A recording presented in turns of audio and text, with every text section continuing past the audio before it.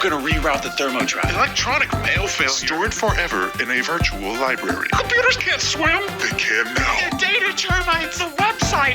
It's alive. Movies And Mainframes. Hey everyone, and welcome to Movies and Mainframes, the podcast that is going to explore and discuss the representation of technology and media. I am your host, Andy, and joining me today is my good pal, Kevin Sparenberg. How's it going today, Kevin?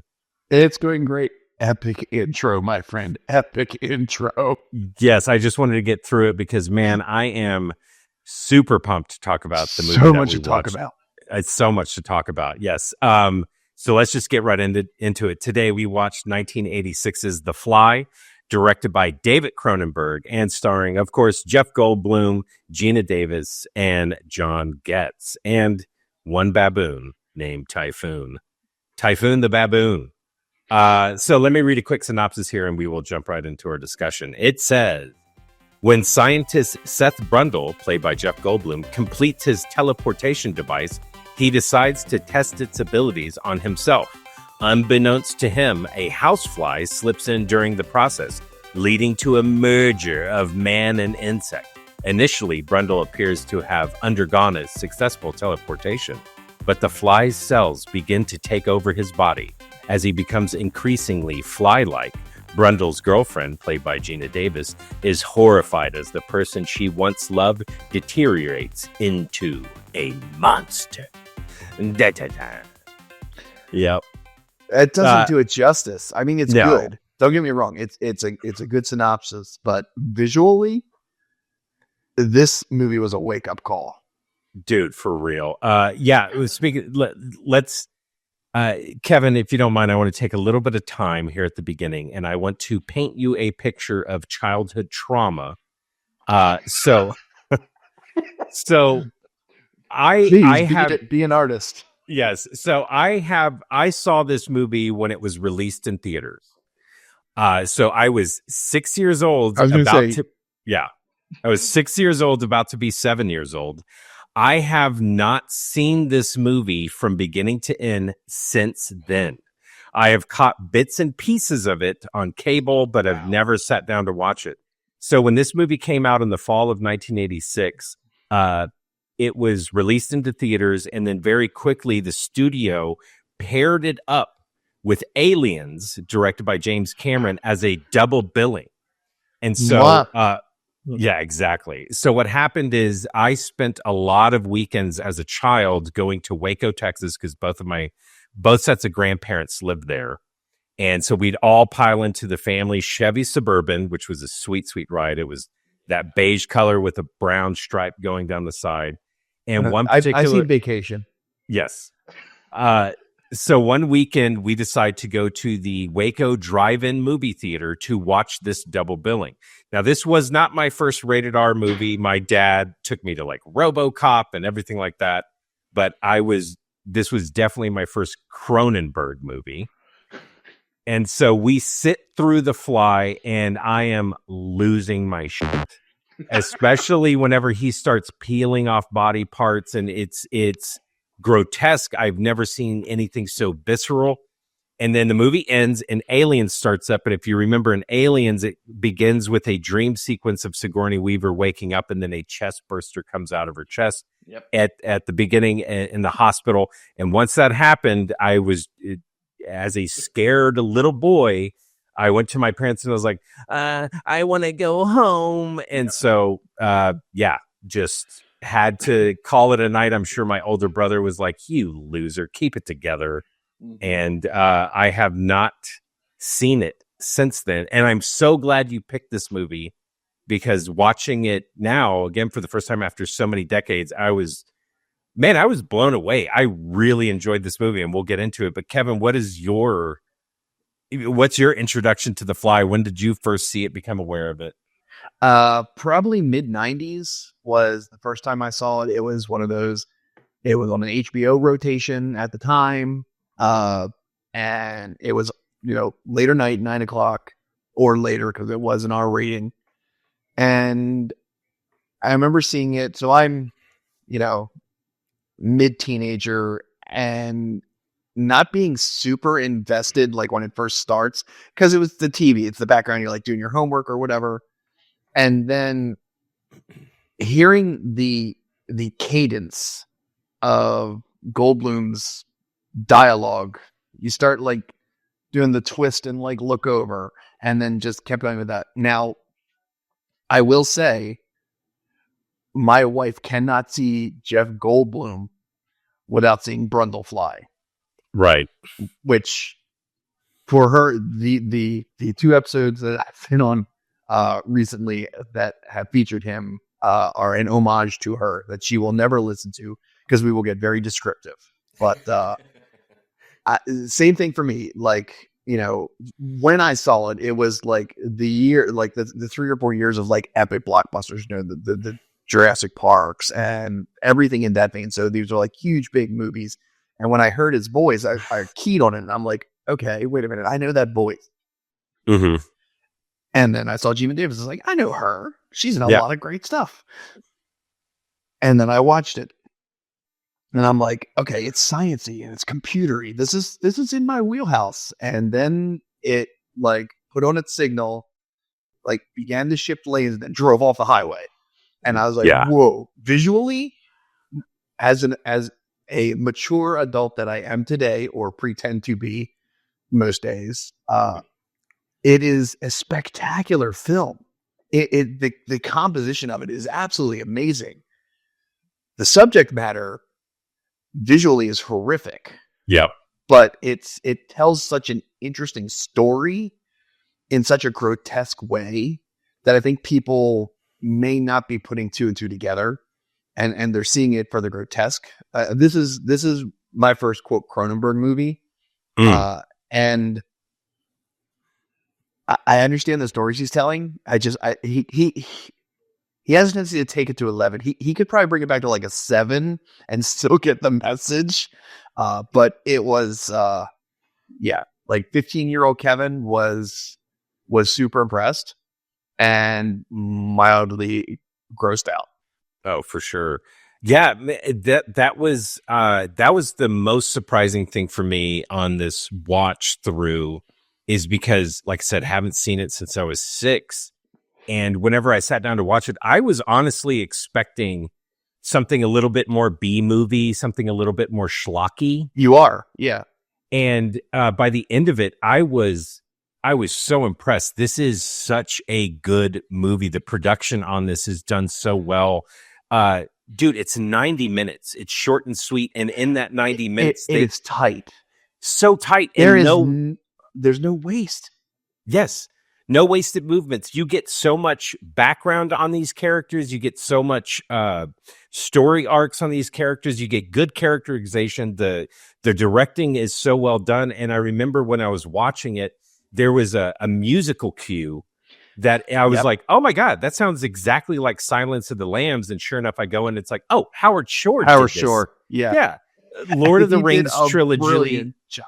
Yeah. So good. And while I'm watching it, I'm having all these ideas go through my head, and it was so, I love it whenever I have a thought and then I do research and then it matches up to the creators, and it's like, oh man, they pulled it off, because while I was watching it, there's only 3 characters in this movie, really.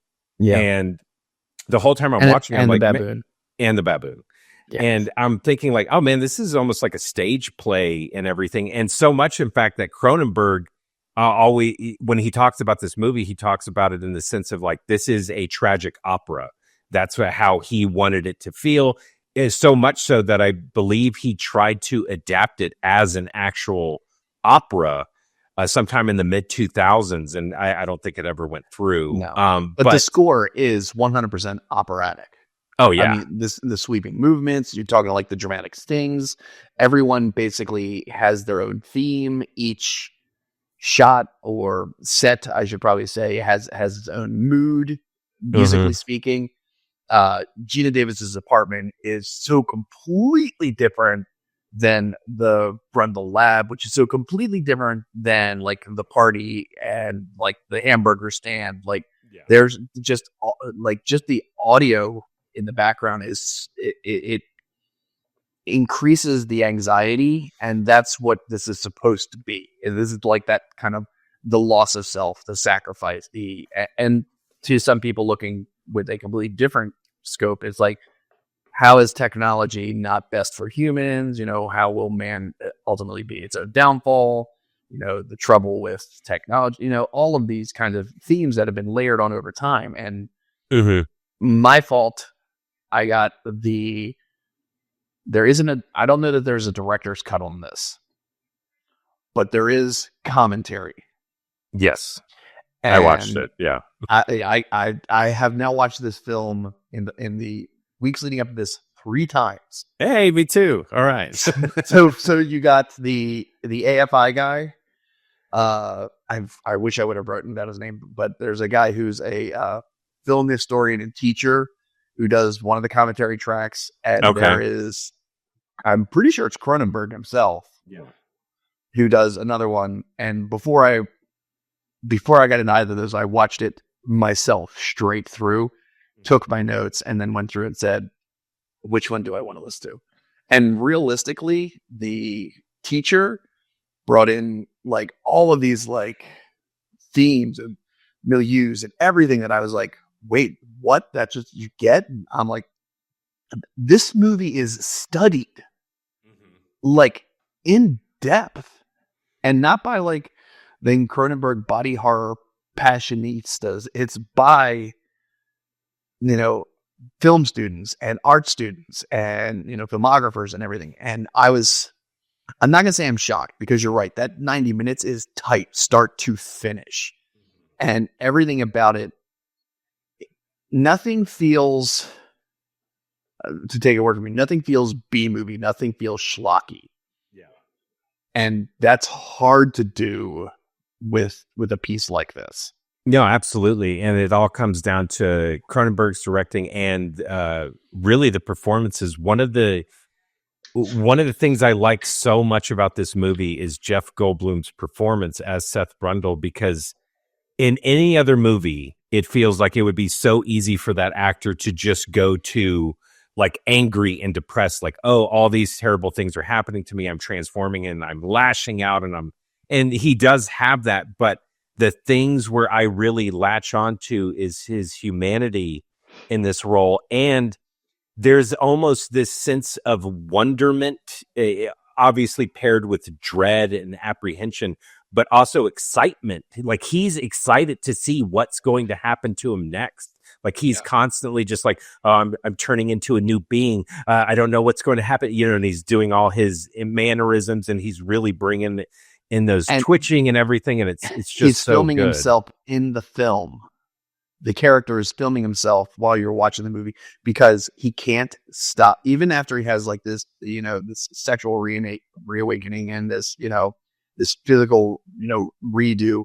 He can't stop being the scientist, which I find beautiful, but also in the realm of where it was, also creepy.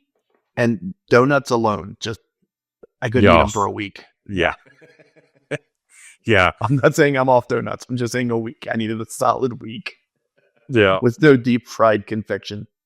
So yeah, let's get into this. He's so he invites Gina Davis to his apartment because he wants to show her this huge breakthrough he's had through this, everything he's working on. And you find out he's working on teleportation. One of the things I want to talk to you about is his methods.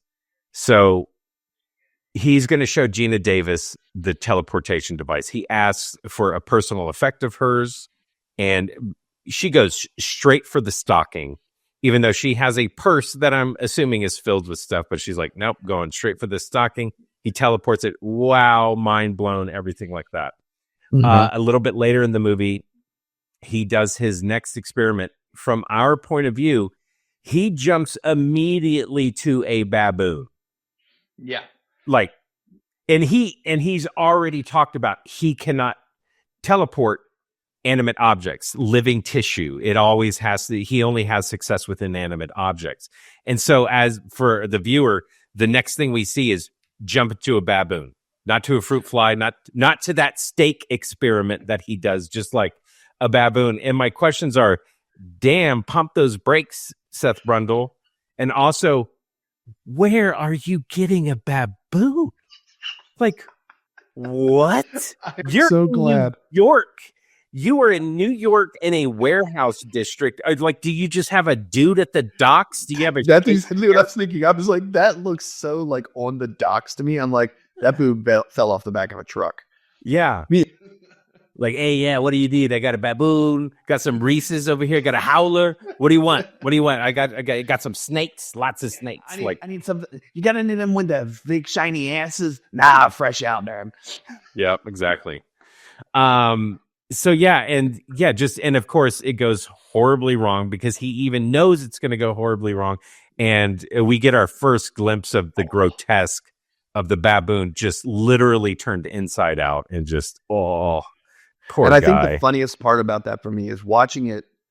Well, like I said, watched it 3 times, and like the second or third time I'm watching it, and I know in my mind what they're trying to portray, and my body sees it, and like I said, it's visceral.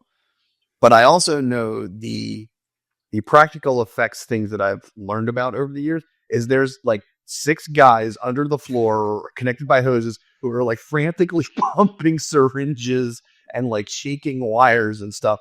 And for some reason, the mental image of all those guys like huddled in a room, like acting like puppeteers, doing all kinds of crazy stuff, that cracked me up. The third time I watched it, I laughed at that part because that image stuck in my head. This is not a laughing part of the movie. Oh, this no, is a for sure. completely traumatizing part of the movie, especially for all animal lovers. No baboons were harmed in the making of this movie. Absolutely. No, I always have the same thought too. I'm just thinking of like 6 Teamsters smoking cigarettes beneath the elevated stage floor, and they're just like, chain smoking. One guy's working the blood pump, another guy's working the jaw, and all that kind of stuff. Or I picture like really nice Sesame Street puppeteers who are just, like whatever, but they get called in for this job. Like, oh my God, this isn't So that Grover. That hadn't occurred to me yet, but now you've made it funny and dark and somehow funnier. Yeah. That's the worst gig work possible as a puppeteer. Yeah. You get called into a Cronenberg movie. I know. So he does his experiment on the baboon, and then quickly, I just want to point out a little bit later in the movie, he has another baboon, and he does it this time, thankfully, for the baboon's sake, a successful experiment. But again, just like, dude, where are you getting these baboons from? Like, poor guys. There's a breakout at the Manhattan Zoo. We don't know what happened. Exactly. I want to point out the baboon's real name was Typhoon. Obviously, it is a wild animal. You cannot tame a baboon. And Cronenberg, I was listening to the commentary, and Cronenberg was saying that there was a couple times that, the baboon gets a little crazy because like some loud noise or something happens in the studio, and, it sets that thing on edge. And luckily, Goldblum, being such a big dude and a strong, he's jacked in this movie. Jeff Goldblum's 6'5", and Typhoon actually formed a alpha beta relationship with Goldblum. So like that baboon always jumping to Jeff Goldblum and hanging on to him was just a nice byproduct of that relationship. There wasn't really much wrangling they had to do like that. I just love it that this baboon was in the same room as Jeff Goldblum. Was like, man, that's my dude. What's up, bro? And just hanging on to him. Yeah, this would not have worked the same with Rick Moranis. Yeah, exactly. Oh, man. But now I want to see a baboon and Rick Moranis movie. But when I was, there's that scene, and all I could think about is like, oh my God, I want a stage play of it. There's a scene where Jeff Goldblum, he's thinking out loud, running through all his thought process and everything. And the baboon's just in a chair hanging out in his apartment. And while I was watching it, yes, exactly, just hanging off the chair, all I could think of is like, man, I would pay good money to see a stage play of just Goldblum on the stage with a live baboon for 90 minutes and like some living room set and him just talking and the baboon just sitting there doing baboon things. I was like, That's a Broadway hit. I would definitely go see it. So about his setup in his apartment, one thing I want to point out. There's so many questions. So many questions. But one thing I the minute they introduced his apartment, and of course it's like this warehouse loft apartment, it just that quintessential 80s. Like to me, whenever I watch these types of movies and you have it's always New York and they live in these warehouse apartments in the 80s and everything. Like to me, whenever I was a kid, like that was the epitome of sophistication and erudite, where it was just like, oh, I live in a New York warehouse loft and everything like that. I'm thinking of movies like Fatal Attraction and After Hours of these New York socialites and everything. But I was so happy that his warehouse wasn't sophisticated looking, didn't have nice rugs and leather bound books on the wall and everything. It's you can tell that this is a workspace first and a living space second. Like I love the fact that he sleeps on a pull-out couch. He doesn't even have a bed, even though he has the space for it. And parts of the place that he doesn't use that often are dusty and cluttered, and then but unlit. Yeah. But his workspace, like it's like around his console, his central command console, and everything with the computer, like it's pristine. There's nothing around, like there's not even a pencil, a pad of paper. There's nothing for like 4 feet around around the pods, the console, the CPU. None of that. You're right. It's pristine. And we've been doing these podcasts long enough that I'm watching this. I'm going, when is Simon Phoenix coming in and taking over this place? Yes, exactly. Ooh, illuminate, deluminate. That's like the Demolition Man should be coming in and blowing it up any second now. He doesn't have huge barrels with just the word C4 on it. C4. Doesn't have huge gas canisters around. Yeah, but it felt. This is the thing. Like the science part felt professional, and everything else felt lived in. Yeah. And that was really important for this character. Yeah, I love all the little steps they take. I like that they did the whole Einstein.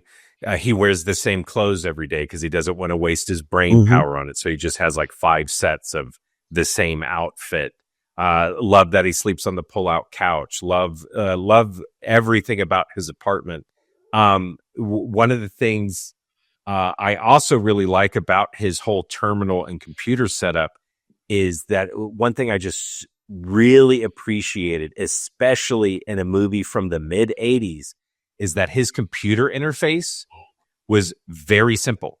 It was just prompts. And, because any other movie, especially at this time, all the way to the mid 90s, you'd expect a bunch of, 3D Vitruvian man silhouettes like spinning around with laser grids and all this kind of stuff with, in all these readouts. Lawnmower Man. Yeah. You're picturing Lawnmower Man as what exactly. Or Weird Science or something where it's just like, what? There's skull and crossbones for access denied? Like, what is this? But I love it. It's just very simple prompts, but very, forward thinking or cool is he has a voice recognition password. And it accepts voice commands as well, which I was like, oh, very cool, But I do love that it's just sequence initiated, sequence complete, that kind of stuff. It's not these graphic representations. The only time it ever gets a little 80s silly is whenever he's going back into the job history or whatever and figuring out what went. It draws the fly. Yeah, and I love it that the computer even has dramatic tension built into it, that it doesn't just show the fly. It has to start on an extreme close-up, and then it zooms out, zooms out, zooms out. What am I looking at? Zooms out, and then the fly. And it's like, oh, really? You couldn't just start? And then, of course, it does its little 3D models, 360 spin around. Yeah. But I did. Someone's like, I got a Silicon Graphics workstation for an afternoon, and I'm going to make the most of it. Exactly. But I did. I will say that voice interface was missing one thing. They missed out. You're talking about the simplification stuff. They missed putting a waveform in there of his voice. Visually, that's like one thing that would have been like, oh, that's what you needed, without going like crazy, like the Lawnmower Man geospheres, the floating stuff, but like just having a waveform in there, I'm like, would that be so hard? No, exactly. How do you know it's even listening? You just expect it to. You've got no prompts for something that's simple. I mean, even my home assistant makes a beep to let it know that I'm like ready. This thing, you could be saying something in the other room, and it's like, all right, well, we're just going to start sending stuff. Yeah. Running experiment. No. I was getting dinner ready. What are you doing? I do like I have no idea if this is Cronenberg's intention, but whenever he's in his pull-out bed with Gina Davis and he rolls over onto that microprocessor, the microchip, and it punctures his skin, it's embedded in him. I like the foreshadowing of the technology injuring him, that, the technology is going to, be his downfall and everything. I was like, okay. I wondered where that came from. And then gross fly hairs just continually grow out of it. Ugh. But also keeping that his work and his home are so distinctly different in that space. What were you doing that you were walking around with one of those integrated circuit chips and you just lost it in the bed of all places? Were you like going for a bag of chips and you just had this in your, like you saw a chip and you're like, I need some chips. And so you walk over to the kitchen with it and then you're like, but I'm also tired. So I'm eating chips and I just drop it. I mean, I'm very confused with how it ended up there.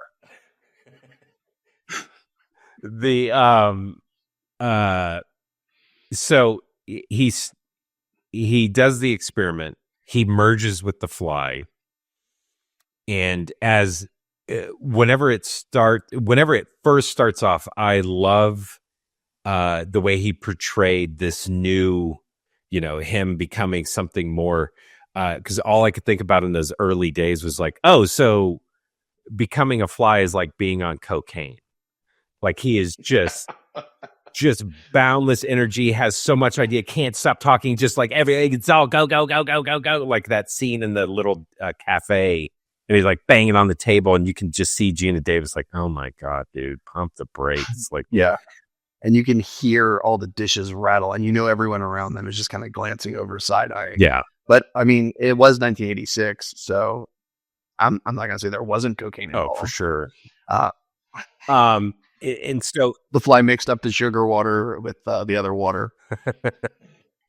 Dude, yeah, he was piling on that sugar into his coffee. Oh, the coffee thing? Oh, as weird as it is, as gross as Cronenberg visually the stuff is, that particular scene gave me more of a GERD in my throat than almost anything else in that movie. I know what you mean. Yeah, and all I could think of was Men in Black Edgar's suit. Edgar's suit. Sugar water. Sugar.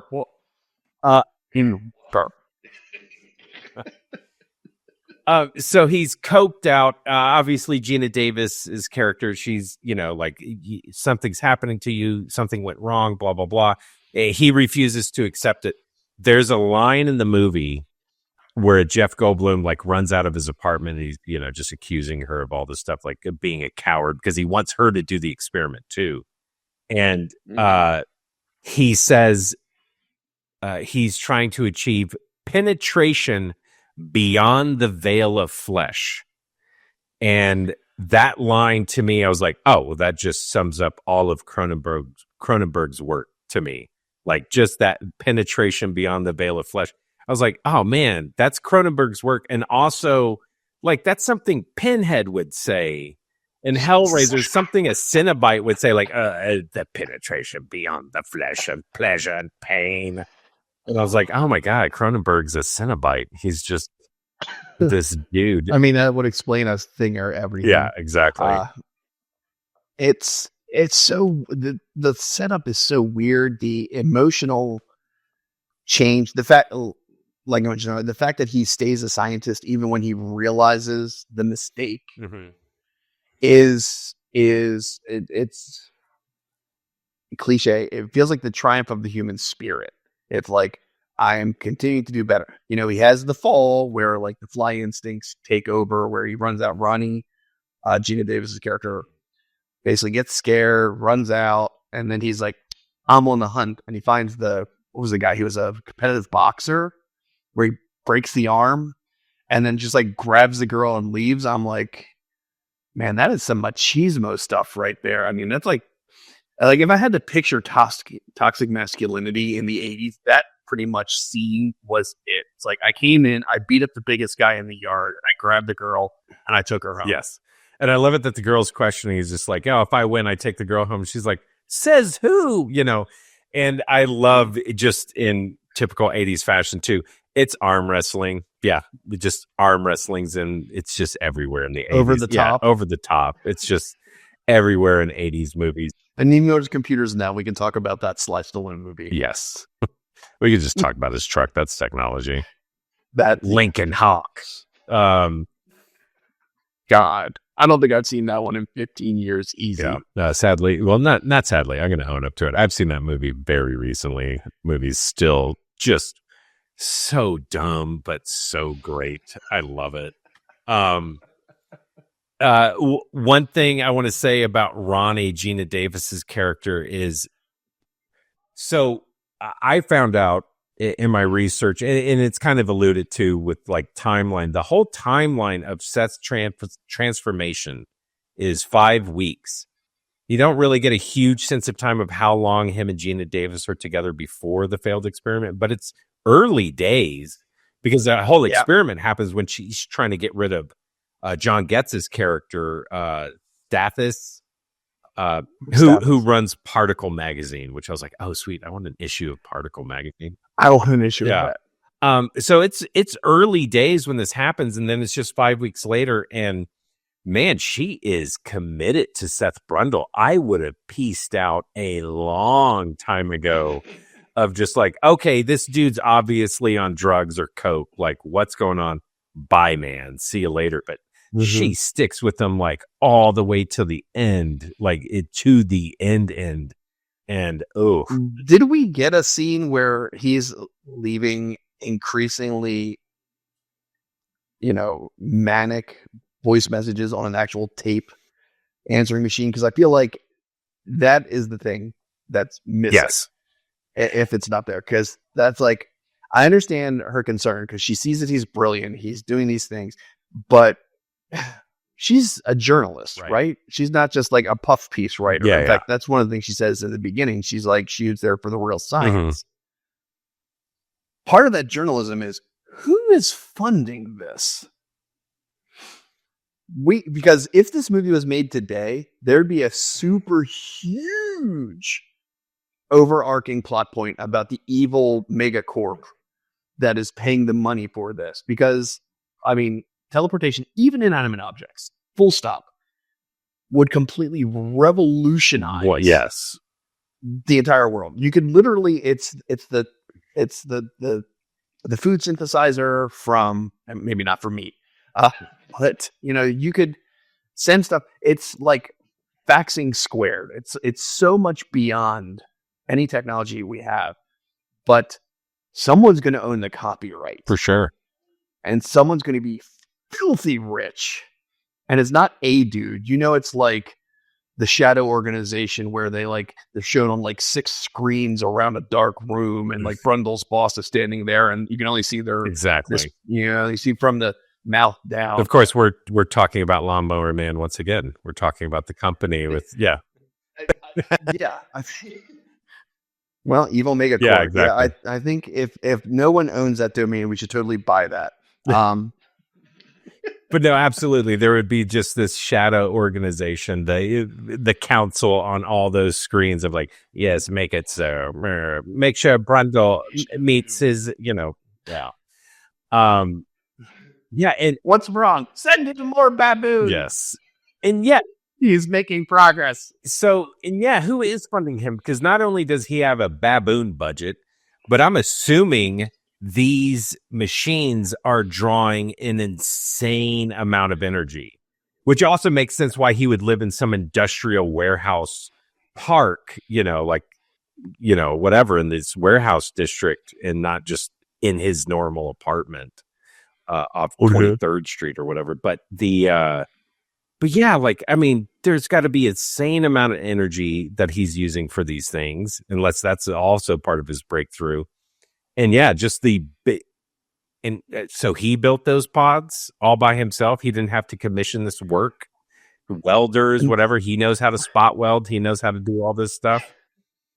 He knows how to make the tops of a Ducati. Exactly. Yes. The fins. Yeah. Because I did listen to that because I remember watching it, like I said, the first time, and I'm going, that looks really familiar, those pods, like for some reason. And then come back and was like, yeah, I wrote a Ducati 450 Desmo, and I said, this is what I want for the pods. I'm like, Cronenberg, you mad genius, you. I know. I didn't have any recognition on the pods, but I thought they looked really cool. And then the minute I heard that based off the Ducati and like, oh yeah, the cooling fins and everything, is like, oh, that makes perfect sense, and I can see it now, and that's really, really cool.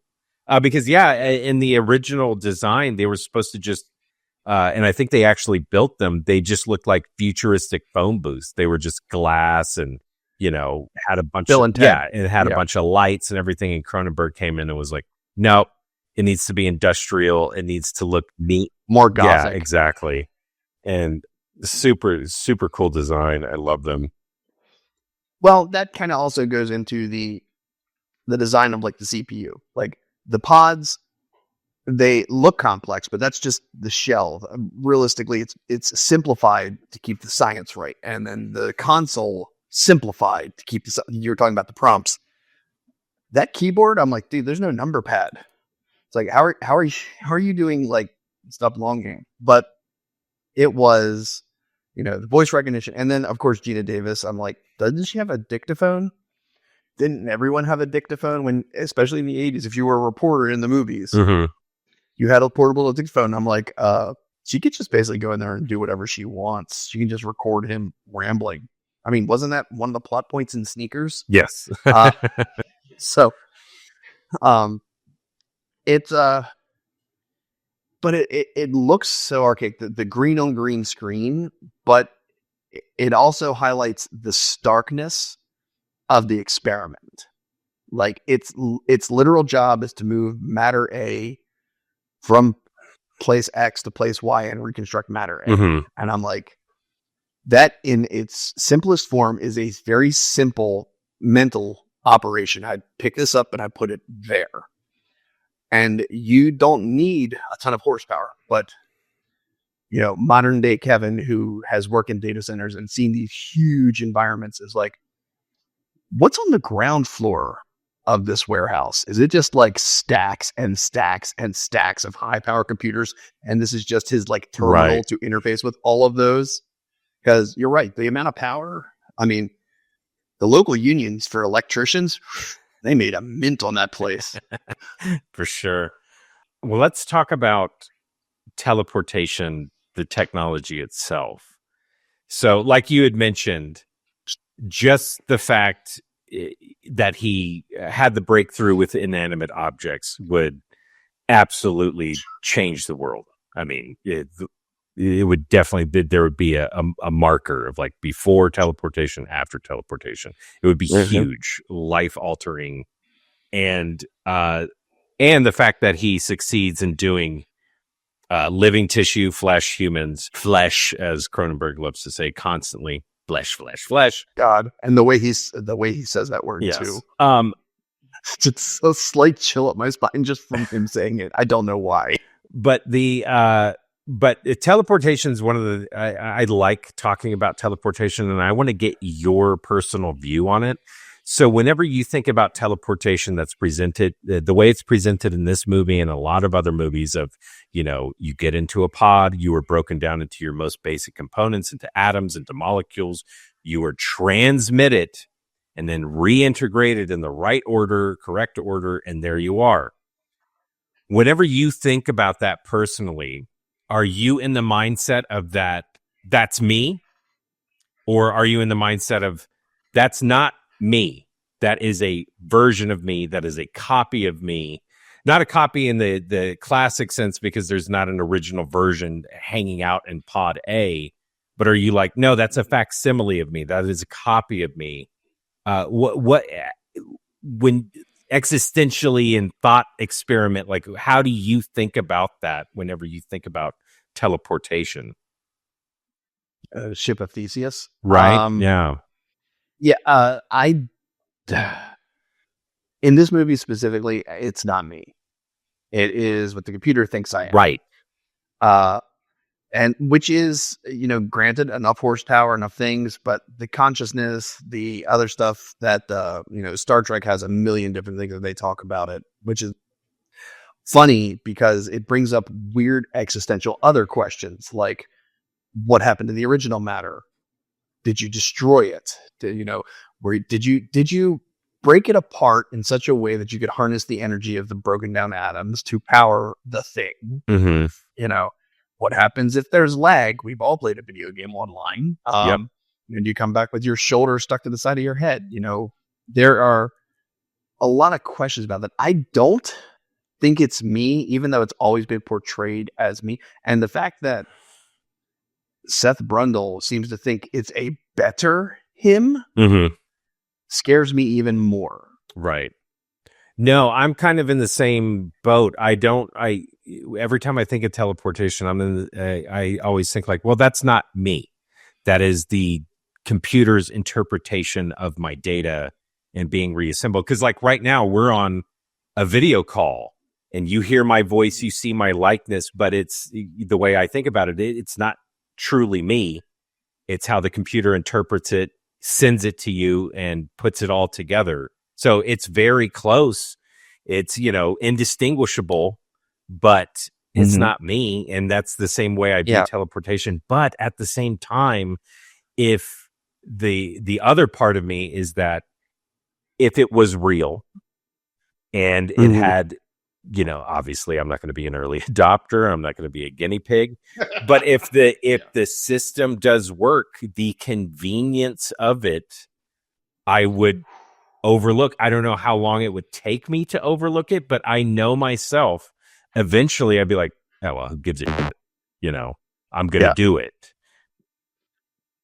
It's the if everyone jumps off the bridge, only with science. Exactly that. Because, it would have to be, it would have to have a much higher safety and success rating than like car accidents per year, because that number is extraordinary.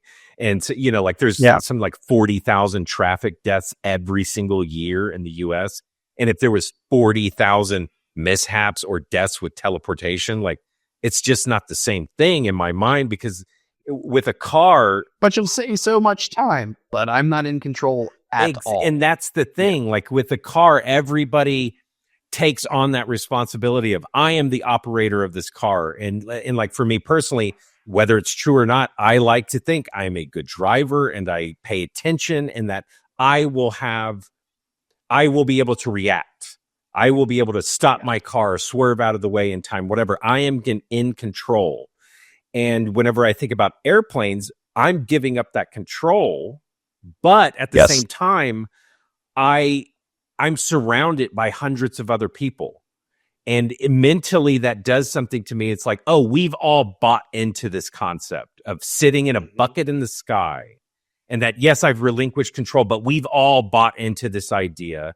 And that in a morbid, misery loves company kind of way, that if I go down, everybody else is going down with me. Like we are all in this together. And teleportation, the way it's presented in these movies, is the worst of both worlds. You are giving up control and you're alone.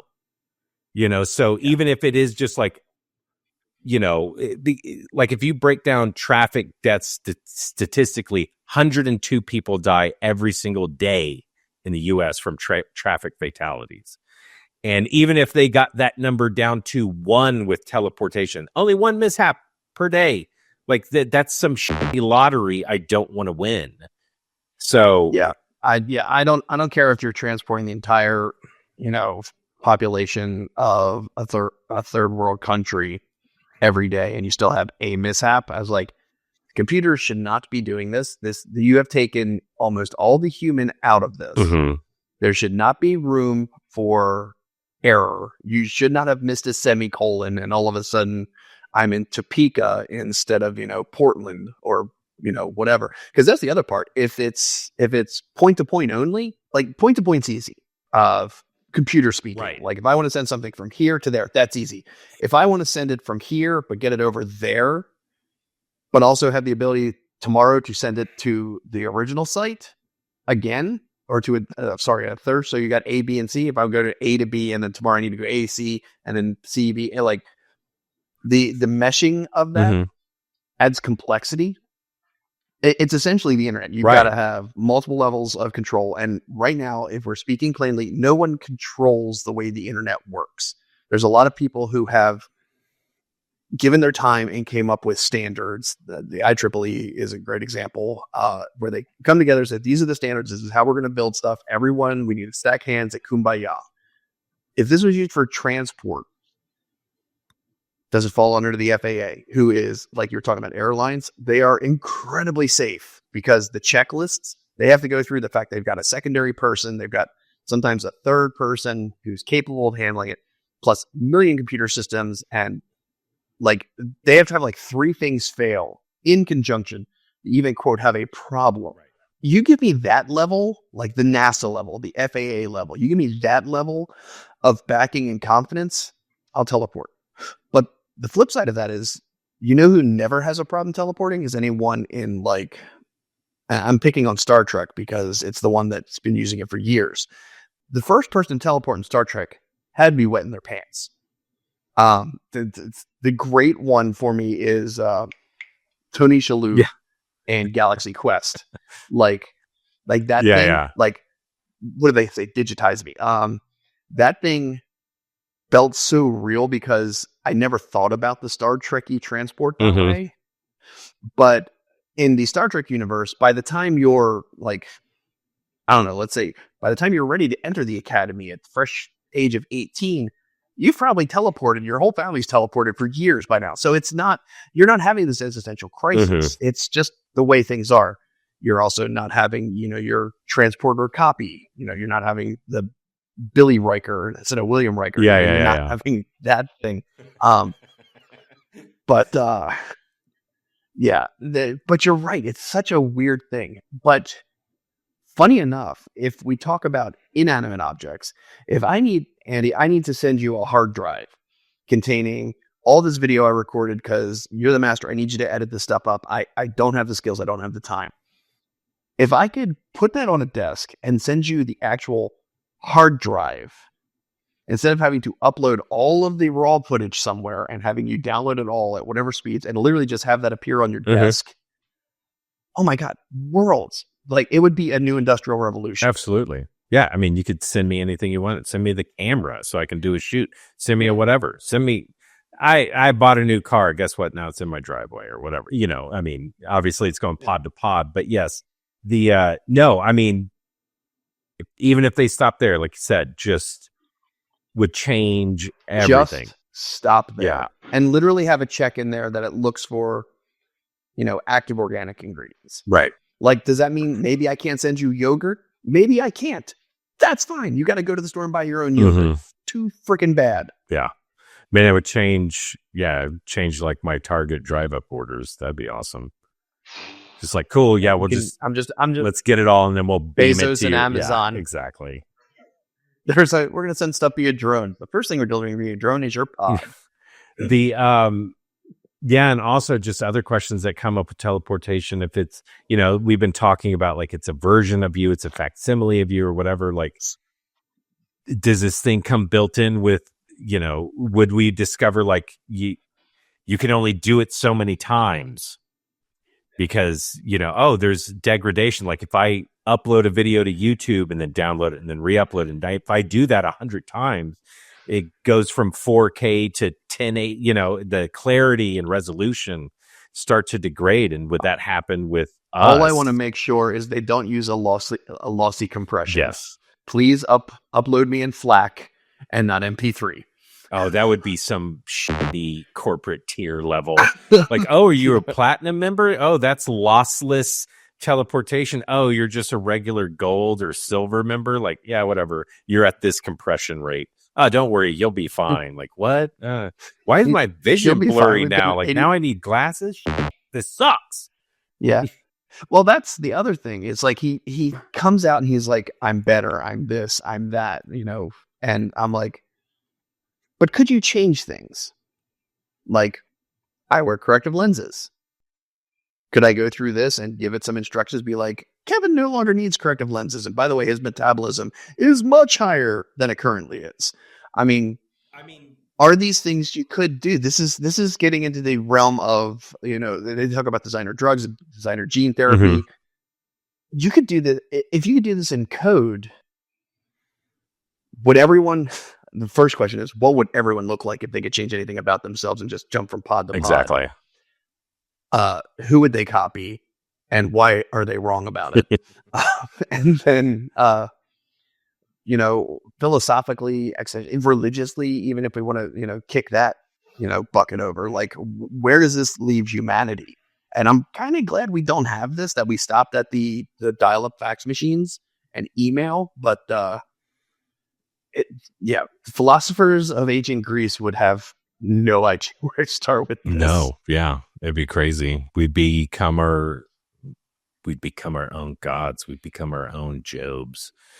But yeah, no, I mean, if the machine can, all I'm hearing is that everything comes back to Lawnmower absolutely, Man. everything does. Even though this movie predates it, Lawnmower Man knew, and but yeah, no, I mean, obviously, this machine knows everything and can see everything. So yes, in the code, if I could transport and then I come out in pod B, but now I'm cancer free, or like you said, like I have better vision, or my cells are rejuvenated somehow, or whatever, ailments are gone and everything like that. It'd be nuts. I mean, he tries to do it at the end of this movie. He's doing gene therapy splicing experiments because at the end, he wants to get rid of this fly DNA. So he needs more human to meld with and creepy style. And the computer comes up with that answer. Yeah. And I'm like, don't get me wrong.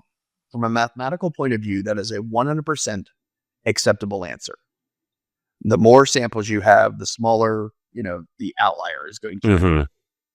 That doesn't mean you ever get rid of it completely. So now I'm picture 20 years later, Seth Brundle does all this. Everything is great. We're going through, but he's still putting like 3 pounds of sugar in his little cappuccinos. Yeah.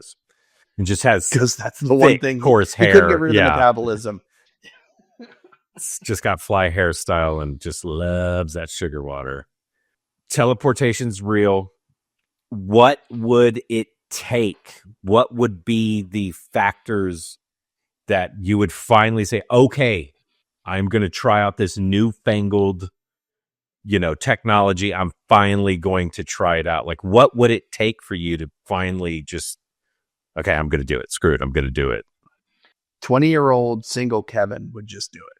Because he's right. I know. And yeah. he doesn't care about the future. I mean, this is red pill, blue pill. Yeah, all exactly. Over again. Realistically, if I needed to get to somewhere, this is a sobering thing. But if I had to get somewhere and there's no time, like I had to attend a funeral or I had a family member incredibly ill, and the only way to get there was to do this because I don't know, I'm in Texas and they're back east, or God forbid they're on the other side of the world. I'm probably doing it from a science, and that's an emotional answer. From a scientific answer, I would be reading so much crap. But the thing is, once I pulled that trigger, then that fear from you would be gone. And what do I say? It's like skydiving. It's just the first jump that scared me, or is the most scary.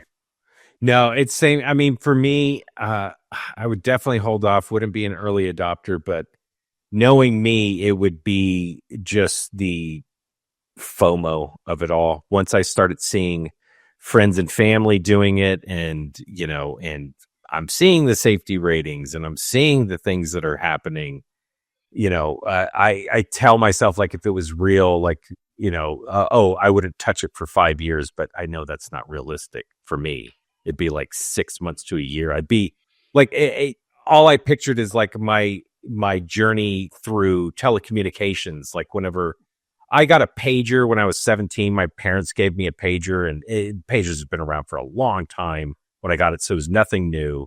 And I was like, oh, this is stupid, but whatever. My parents want me to have it. Became convenient. Ended up liking my pager. Cell phones come out. I was one of those people who's like, cell phones, that's stupid. Why would I want a phone in my pocket? I'm supposed to pick it up every time somebody calls me? No, like I will call somebody. I already got a pager. I got a pager. I will call them because obviously if I'm not picking up my phone, I'm at work or I'm in the car or I'm doing something fun. I will call you when I'm at home. And then I see people with their cell phones, their Nokias, things like that, their clamshells. And I'm like, oh, that's pretty convenient. So I get one years later, and then smartphones come out. I'm like, that's stupid. All you need to do is text and call people. Why would I need to? Oh, you can listen to music. Oh, you can get on the internet. What? Oh, you can take pictures. That's kind of cool. And then I get a smartphone way too late. And I know myself, it'd be the exact same thing where it's like, no, I'm not doing that. Part of the, just old man style, like half of the fun is the journey to get where you're going. And then after your 8th hour on the road going somewhere, you're like, dude, screw this. And I've already seen all my friends do it. Everybody else is doing it. It's now like just 7 months later. And I'm like, all right, fine, I'll do it, blah, blah, blah. And then fine. The minute I do it, then I'm just done, sold. It's now part of my personality, whatever. Yeah. And so, always hold off until I actually get it. And I'm like, oh, no, this is super cool. Yeah. The convenience totally outweighs the inherent dread of it. Smartphones is an excellent example of that. You didn't need it until you needed it. And funny enough, I've talked to people who are like, no, I have 2 phones. I'm like, I can't. No. Like, I have a work phone and nope.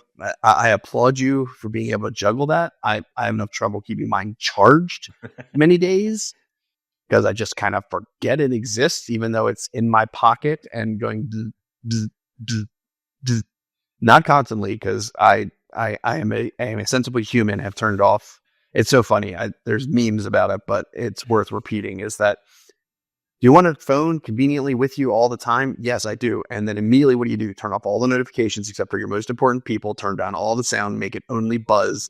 And everyone, there seems to be an age thing. And I'm going to pick on my father, who, Dad, I'm sorry, I love you, but I'm picking on you for this. Whenever he gets a message, an SMS or RCS, a text message, he's got a tone. And I'm like, why? Why do you need that? You never pick it up to look at it. Then, like, if my phone makes a klaxon sound, then someone's broken into my house or something I've got to care about. Otherwise, my phone sits quietly by and goes bzz, bzz, and like occasionally buzzes. And I get so annoyed when people are like, "Oh, hey, I tried to reach you," and I'm like, "Obviously, I'm busy." Well, I called your phone. Obviously, I was busy, and it is part of the disconnect thing. And I mean, thank God we don't have pods, because then the funny part is the transport pods. And I'm thinking of this, how like when you have friends unexpectedly stop over and your wife or you tell your kids or whatever, you're like, quick, pick up, mom and dad are going to be by. They didn't give me a heads up. Just spick and span. Now they can literally just appear like in a closet where your doing? Amazon packages never show up. I mean, I don't have kids and I've got curtains, which means clothing is essentially optional around the house a lot of times. 100%. I'm not saying... the only reason I'm wearing a t-shirt is because we're talking on camera. Thank you, my friend. This is why you only see chest up. I cannot imagine having someone randomly appear. And Brundle always transported buck naked. Oh, yeah. Huh. Because he didn't want to confuse the algorithm. Mm-hmm. So do you have to take off all your clothes and basically beam them over first so they're there? That's like Terminator rules. Yourself? Yeah, you got to be butt naked. Yeah. Which, don't get me wrong, 1986, Sci-Fi, it's going to be some naked. There's going to be at least a partial butt cheek reveal somewhere. For sure. But it's like the awkwardness of this is like, if that actually happened, I would have a separate room with a closet with like varying sizes of jackets and robes. Be like, if you have to randomly appear in my house, number one, You knock on the interior door to my house, not the pod, to my house, to let me know there's someone in there. And then when I say it's okay, you better be wearing something. Yep. Now, I just picture like, your pod has to be on ready to receive, like a fax machine or something, and you just getting texts from your parents or loved ones or whatever, like, hey, turn on your pod. Like, no, not now. Yeah. I do not want, come on. We just want to see the, whatever, like, come now, go away. We heard you got a puppy. Yes, I'm trying to train the puppy. The puppy does not need a million people over. Just because I'm at home doesn't mean I'm at home. Leave me alone. Yeah. I've got it. I'm probably very much like you. I have a place where I work in the house, and then I have the rest of the house. Right. Exactly. And they are completely distinct things. And like my parents, I love them to death. They're only like 30 minutes away from me now. They'll come to visit. It's like outside is fine. Kitchen, bedroom, downstairs, living room. All of the stuff is fine. Guest room is fine. Master suite, off limits. And I also don't need you poking randomly through my closets. Now, if I mistakenly leave my pod on and someone can like, maybe they butt dial my house. Right. I'm thinking about all the weird ways, and then they appear in my house and I'm not there. Just poke around. My wife to this day asks me like, did I turn off the oven? And then I got to worry about, did I turn off the pod? Yeah. You get home and you see the pods on, like, oh crap. And then you go through like the job pool. Like, did anybody no, like missed calls, just like, my mom came over. What? Yeah. Mom, I told you about this. But we're family. Yeah. I just wanted to. You said you had a picture of the grandkids. No, Mom, that's not how we do this. Kevin, I have to admit something to you, and it's going to make me sound really dumb. But for full visibility into just me as a person, so I'm watching the movie, and like all the movies, I'm doing research and everything like that. So apparently, Kevin, I've been walking through my life for almost 40 years now thinking that brundlefly was an actual fly. I thought the name Seth Brundle was like a wink and a nod of like, oh, he was always going to turn into a fly. Ha, ha, ha, ha, ha. Like some comic book character. Staging. Yeah. And so while I'm watching the movie, brundlefly, all this kind of stuff, I was like, oh, I actually don't know what a brundlefly is. Is that the technical name for like a actual housefly or something? So I type in brundlefly, only hits are this movie and a band that took this name. And then I was like, well, that can't be right. There's an actual brundlefly. Keep doing research and everything's like, no, you idiot. It's only from this movie. And so I think it just goes into the whole childhood trauma part and never revisiting this movie again since I was 6 years old. But I walked through my entire life thinking that brundlefly was a actual type of fly. Must be a weird species. And I'm shocked that whoever names these things hasn't done that. Like there isn't whatever the genus is and the species is brundle. Just like there's a miss here. I mean, the wacky, the spiky part is called on a stegosaurus is called a thogometer. Yes, or whatever, and it's and it's made from far side. Like, how did you miss this?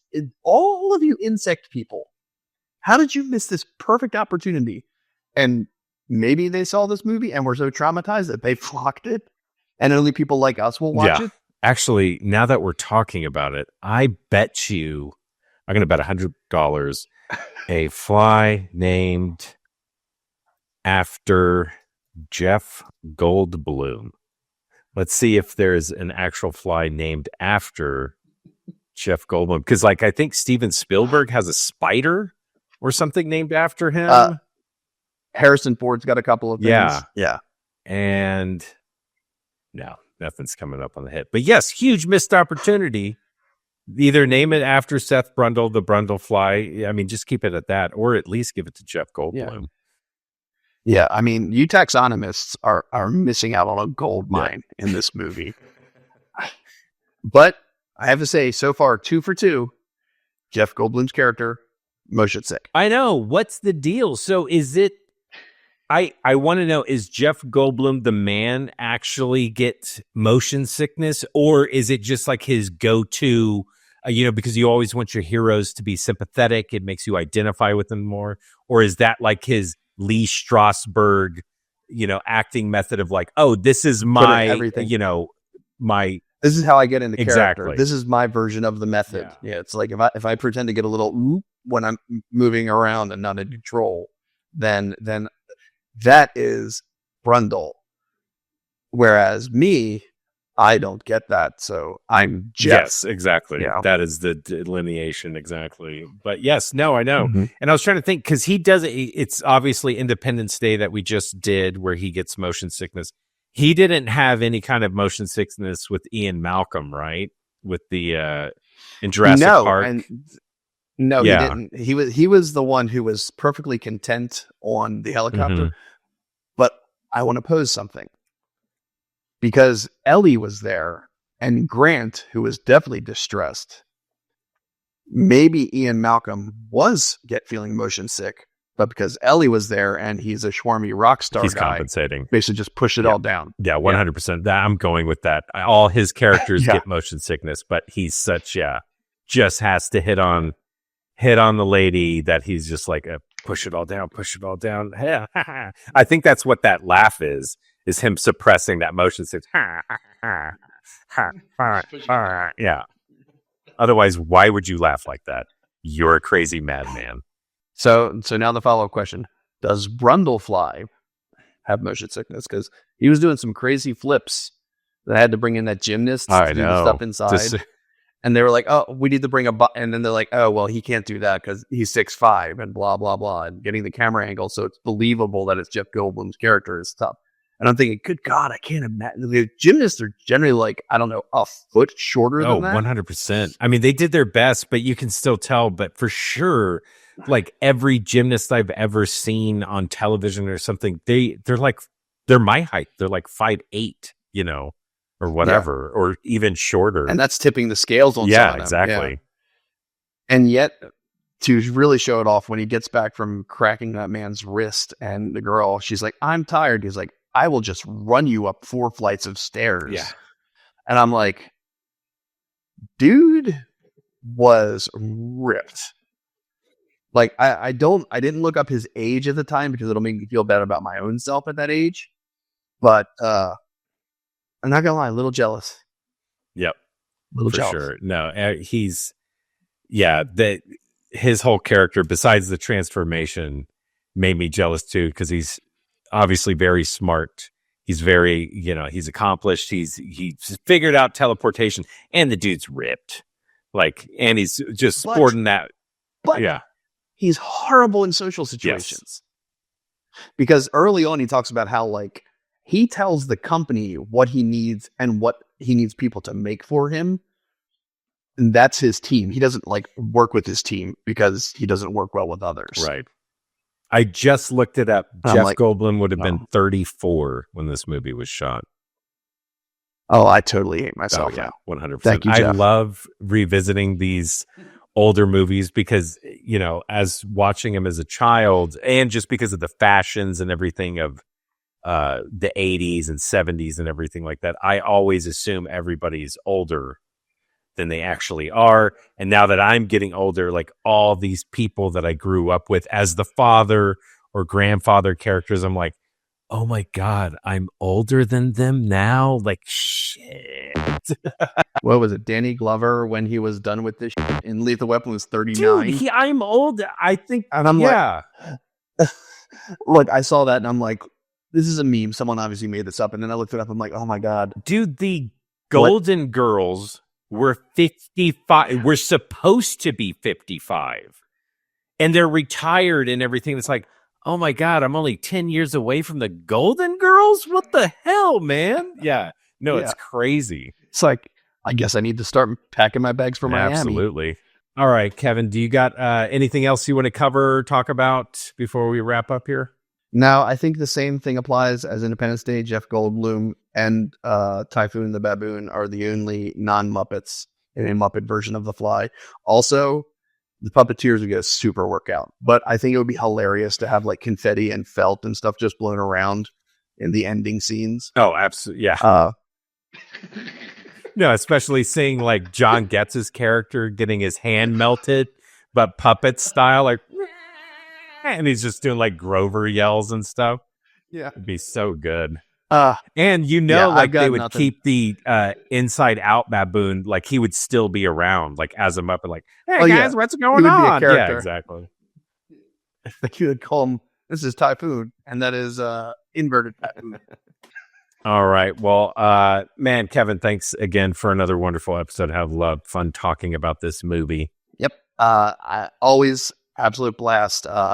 We don't have to stick with the Goldblum thing, but if you want to go through his back catalog, I'm not exactly opposed. Me neither. No, I'm going to have to look at his credits and see what other things we can fit into this technology that isn't, I mean, you could always do Jurassic Park Lost World. And then now there's all the new ones that he shows up in, like Dominion and stuff. But yeah, I'll have to look around and see. I will watch, like I said, I will watch Jeff Goldblum eat ramen. Like I love his characterizations. But only on a stage with a baboon. Exactly. All right. Well, thanks again. And thank you for listening wherever you were listening. Please rate and subscribe. Help us with that algorithm. And remember, I always want to hear from you. You can go over to thwack.com, look for Movies and Mainframes, leave us a comment on this episode. And you can always reach me by email at moviesandmainframes@solarwinds.com. Well, that's going to do it for this episode. We are going to log off. And until the next time, we will catch you later. Bye, everyone. Movies And Mainframes.